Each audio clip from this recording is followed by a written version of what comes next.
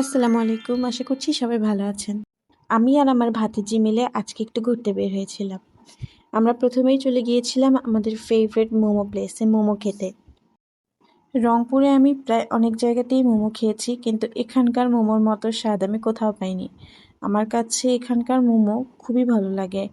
আমি আর আমার ভাতিজি এখানকার মোমোই সবচেয়ে বেশি পছন্দ করি, তাই আমরা এখানেই চলে এসেছি মোমো খেতে। আমরা তাদের ওয়েস্টার্ন ফুচকাটাও খেয়েছি, এটাও আমাদের কাছে খুবই ভালো লাগে। তারপরে আমরা একটা মোমো পার্সেল করে নিই বাসার জন্য। তারপরে আমরা চলে গিয়েছিলাম জুস খেতে। আমার ভাতিজির নাম হচ্ছে মৌরিন। মৌরিন জুস অর্ডার করার পরে দাঁড়ায় দাঁড়ায় অনেকক্ষণ ধরে ওয়েট করছিল যে কখন ওর জুসটা আসবে। মৌরিন অর্ডার করেছিল কিটক্যাট মিল্কশেক, আর আমি অর্ডার করেছিলাম হচ্ছে ম্যাঙ্গো জুস। মিল্কশেক একটু বেশি ঠান্ডা থাকায় আমাকে সে বলছিল, ফুপি আমি ম্যাঙ্গো জুসটাই খাবো। তো আজকের ব্লগটা এখানেই শেষ করছি।